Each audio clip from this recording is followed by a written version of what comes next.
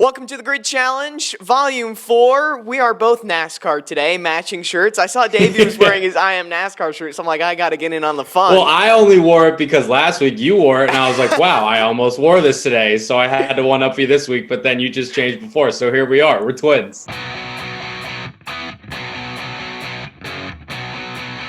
Yes, exactly. Well, I mean, when I see someone wearing the I Am NASCAR shirt, I gotta pull up with that too. I love the casual. We're both NASCAR today. You just dropped that in there real seamlessly. We are NASCAR. Correct. That's awesome. Well, 3 races are down in the NASCAR playoffs, and a lot of interesting things have happened since we first started this show. Let's first jump into who we had right, who we had wrong. Actually, for this round, we guessed the same drivers, and we both guessed incorrectly. So, I mean, who would have guessed that we would have both been wrong after the first round?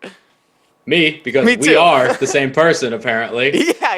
Yeah. So I guess who we had wrong, we both had Bowman going out in the first round. That didn't work out. So we had Custer, Dillon, Bowman, and DiBenedetto out after this round. And how many were we right? We were right with Custer. We were right with DiBenedetto.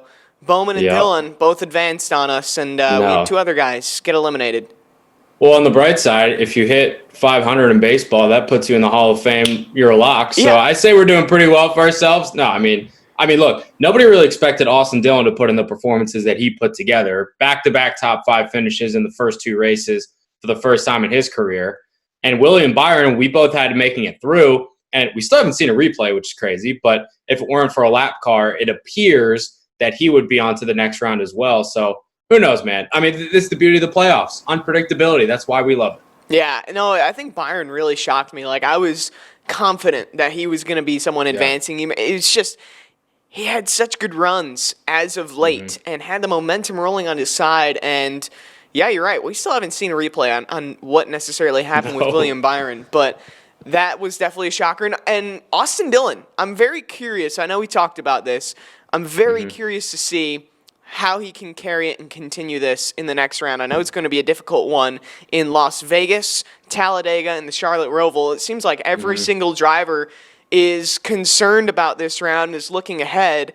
And one thing I found was interesting is Kevin Harvick is a guy who does not look far ahead. He is eyes forward on only the next race, Vegas, and, man, he was the key winner out of this last round. Yeah, he was, and we shouldn't really be surprised by that because that's all he's done this year. And it's crazy, too, because 9 wins is a career high for him, and there's still 7 races to go. Yeah. There's no reason why he can't get to 12, 13. I don't know. I mean, what are you going to do? Tell him that he can't, and then he's going to go do it. So it's crazy what he's doing, but we shouldn't be surprised by it. Although Rodney Childers did actually say after Bristol that even though the 11 team at Denny Hamlin, they've been neck and neck all regular season, and their first round was not characteristic of what they've been this year, they were really fast at Darlington. They got caught with a bad pit cycle. And Bristol, they had the speed there early, and then at the end, it just seemed to fall off, and they got caught a lap down because there were only 6 cars that finished on the lead lap. Richmond, a similar thing with the speeding penalty. So the finishes weren't there for Denny Hamlin, but the speed was. So I don't think that the 4 team is leaps and bounds above the 11 and the rest of the field. I just think that they're a little bit better in a couple more areas than everybody else, Denny Hamlin included. But we should not be surprised to see Kevin Harvick win, and I won't be surprised to see him win more this year. It's kind of like you mentioned, like, tell Kevin Harvick he can't do something, and he'll go ahead and do it. It's just like Michael Jordan in The Last Dance, and that's actually kind of a perfect transition to Michael Jordan being in the sport. I tweeted this yesterday. It's like Michael Jordan is now a team owner in NASCAR. He is in the industry, and that's still, like, amazing and hard to comprehend at this point.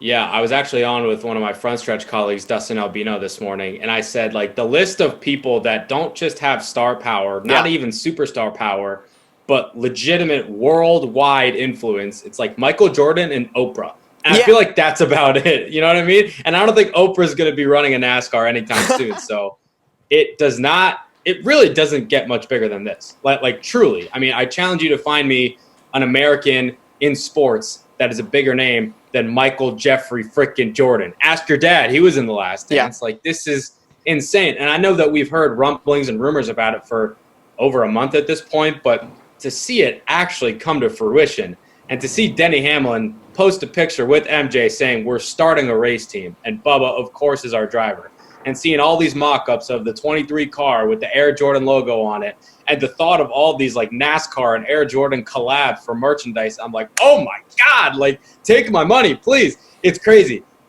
I've been thinking about this day ever since I saw the first rumor, and I was like, okay, like that'd be sweet, but no way that's going to happen. But Andrew, I mean, you're in college. I graduated recently. MJ has a lot of sway, and NASCAR is not popular amongst our demographic, and they are itching to get back into the limelight when it comes to people like us, people our age. Michael Jordan can help them do that. They can help them achieve that goal. It's not going to happen tomorrow. It's not going to happen at the end of 2021. It probably won't happen by the end of 2025, but if they keep at this thing and Bubba winds up getting good results and wins, and MJ is actually viable it's going to be at huge. The track, it's going to be gigantic. Yep. And the fact that he is in the sport in general in an ownership capacity, first black owner for a Premier Series team full-time since Wendell Scott in the 60s and 70s, it is monumental. Yeah, absolutely. No, I got a bunch of text messages from friends who don't watch NASCAR, don't follow the sport, but they're like, hey, Michael Jordan's starting a race team. And I got that a lot when Bubba Wallace really took his stand earlier in the year and became more vocal. I got a lot of text messages of people reaching out saying, hey, I see what Bubba Wallace is doing, and now they see what Michael Jordan is doing. This team combination in Bubba Wallace as the driver, Michael Jordan as the owner, Denny Hamlin as another owner. Is this the big three? That's the seriously, question. Is this the what big three? a trio this is going to be. Dude, and I really hope they go with either the number 23 or 45. I don't know where 23 is necessarily in terms of who owns that number. They have to get. You got to get it though, right? Dude. You have to. Yeah. You climb whatever mountain you have to. You pay whoever whatever amount of money you have. Michael Jordan. If I had the number 23, be like, you know what? This is better suited for you. Go ahead. Imagine Bubba Wallace driving the Michael Jordan owned car in the number 23 in the NASCAR Cup Series. I'm like literally getting chills about that. So crazy. It's gonna happen. We're both it's gonna happen. happen. Out about this. This is awesome.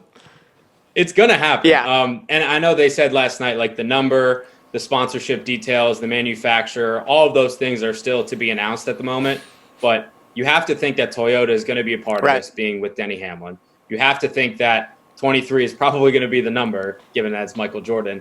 And you also have to think that Bubba Wallace is bringing around $18 to $20 million of sponsorship over from Richard Petty Motorsports with Columbia, DoorDash, Cash App, etc. Beats, And by the way, Michael Jordan's net worth is $1.2 billion. So I don't think this team is going to be strapped for cash anytime soon. The possibilities are endless. I'm not saying this is going to be the next Furniture Row right off the bat. Right. But what I am saying is that if this team is contending for playoff spots, is contending for race wins, is a championship threat in 5 years, don't say I didn't tell you so. Seriously. No. Yeah, they're not going to be a start park team for sure. Definitely not. No. MJ does not know starting parks. No, he doesn't. It's not in his vocabulary. Never will be. But, man, that's going to be such a cool collaboration. Last thing before we go here on the Grid Challenge is now we know the 12 drivers advancing, and Bristol came down to Kyle Busch almost getting his first win of the season. He advanced on points. He made it through, but you and I both attended that post-race Zoom conference, and I know Kyle Busch. I was laughing the whole time. I know Kyle Busch is frustrated, upset after losing a race like that, especially in a season where he has not won. He's so hungry for that victory. He needs it to turn this season around almost, and that was probably the least optimistic Kyle Busch I've ever seen in my life. Basically, and I'm quoting him, someone asked him a question about, hey, what do you think about Vegas upcoming this weekend? And he said, doesn't matter, we're going to be eliminated at the end of this round. Where did the confidence go for Kyle Busch and that 18 team? It's something with him. It's like if he finishes third or below, it's like whatever. But if he finishes second, he has all the salt of the earth. Yeah. Like that's just how he's wired. I mean, he hates to lose more than anybody in this sport right now. Right. And that's a blessing and that's a curse. I do have a bit of a bone to pick with him, and this is not me telling Kyle Busch how to race or how to lead his team because he's done a pretty damn good job of winning 2 titles. But answering that question the way he did, saying, well, I don't care, we're going to be eliminated the next round, that doesn't sound like much of a leader to me. Nope. I don't know. And I know that Adam Stevens is the crew chief on that team, and he's not afraid to set Kyle straight and shoot him straight in his ways. But I don't know, man. Like, if my driver's getting on there after we haven't won a race all year, we've scratched, we've clawed, we've grinded all year long, we get a second-place finish, so close to getting the win, like, I'm feeling good. You know what? Going back to my driver's home race, second round of the playoffs, we're feeling good. We got some mojo. Average finish is like 6.5 all season long. And then I hear that. I'm like, well, if my driver doesn't have any confidence in the team or himself, then I don't have any. Right. You know, I don't know. I'm not saying he's a bad leader. I'm just saying that was probably a moment, and we've seen a lot of them from Kyle, where he's just super salty. He wants to win more than anybody out there, and his emotions just got the best of him at that time.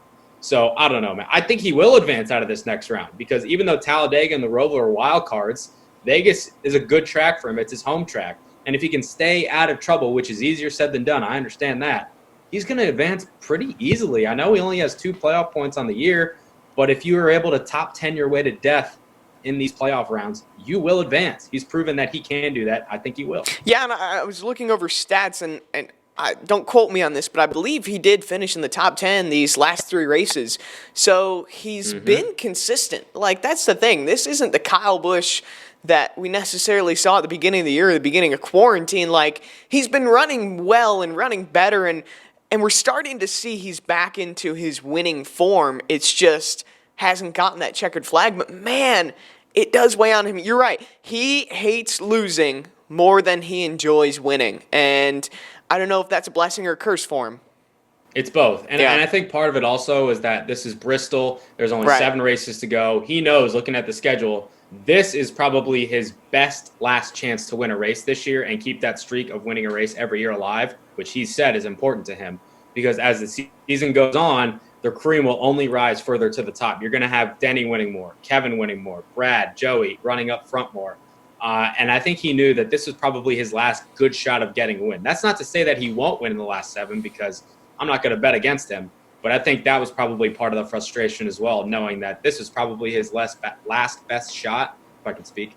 And he just didn't get it done. He was 1 spot short. Well, let's do some predictions, shall we, on this grid challenge. All right.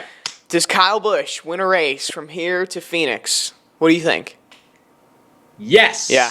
Don't ask me where, because I don't know, but I think he will. You know what? I think, we've agreed a lot on this show, and I think we're going to agree again. I think Kyle Busch does get a checkered flag.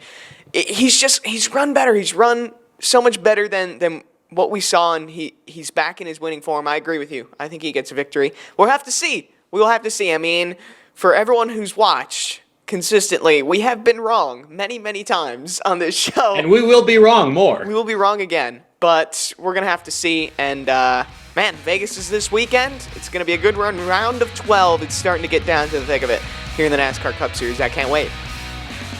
Place your bets, baby. Sin City, here we go. There we go.